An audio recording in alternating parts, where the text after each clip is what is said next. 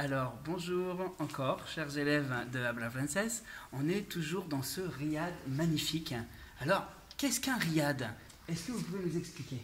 Alors, le mot riad, ça veut dire une maison qui a un patio. Et toutes les chambres, normalement, il faut que toutes les chambres donnent sur le patio. Avec, bien sûr, une fontaine au milieu, avec des arbres. Ça, c'est le mot riad. Donc, nous, on a mis un petit bassin parce qu'il fait très chaud l'été, donc pour se baigner, pour se rafraîchir. Les maisons, les riads, c'est toujours des maisons anciennes. La plupart, elles sont du XIIe siècle.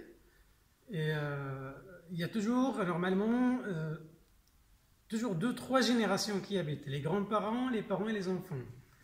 Et maintenant, avec l'évolution du pays, les gens ils commencent à vendre des riads parce que les enfants ils se marient et partent un peu vivre indépendants. Donc avec l'évolution, ça commence à changer. Les gens ils veulent plus vivre 2-3 générations dans la même maison. Donc comme il y a du monde, des fois il y a 20-30 personnes entre les grands-parents, les parents, les enfants. Donc ça change. Les gens ils veulent vivre un peu plus indépendants. Les gens vivent en couple. Et d'habiter un peu à l'extérieur, acheter des petits appartements et de vivre un peu plus indépendant. C'est pour ça que maintenant, tous les anciennes maisons, ils commencent à être abîmés. Et c'est pour ça que les grands-parents ou les parents, ils restent seuls dans des grosses maisons. Ça fait un peu beaucoup au niveau de l'entretien, ce qui concerne le ménage.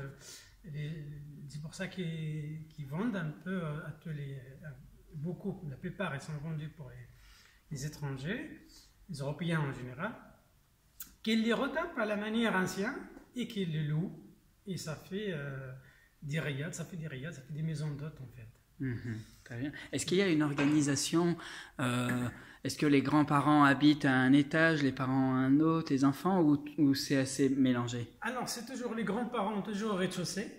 D'accord. Parce que vous savez, avec l'âge, on commence à grimper moins les escaliers.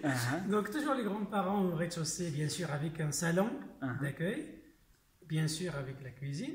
Après, au premier étage, il y a les chambres des parents et des enfants. D'accord. Et la plupart des enfants, ils dorment ensemble. D'accord. Ce qu'il y a, c'est que maintenant, on met des salles de bain dans chaque chambre. À l'époque, il n'y avait pas des salles de bain dans les chambres. Il y avait une salle de bain pour toute la maison. C'est pour ça maintenant, quand on refait un riad, on rajoute juste les salles de bain dans les chambres. D'accord. À la manière hôtel. D'accord. Et alors, ce patio central, il sert à quoi finalement? Qu'est-ce qu'on y fait? Alors, la première des choses dans un patio comme ça, c'est déjà utiliser le patio pour accueillir les gens.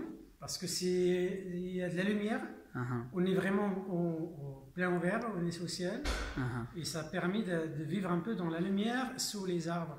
D'accord. C'est pour ça que les patios, ils sont obligatoirement... D'accord. Pour prendre le thé, comme on a vu. Pour prendre le thé d'ailleurs. Et pour manger pour aussi. Pour l'accueil, en fait. Oui, pour l'accueil. D'accord. Très bien. Eh bien, merci beaucoup. De rien. Merci. De rien. Et Aziz donc est à Marrakech dans ce riad magnifique. Vous pouvez lui rendre visite. Vous pouvez dire le nom du riad? Alors, riad, il s'appelle Riad Dalla Santa. Voilà, Dalla Santa.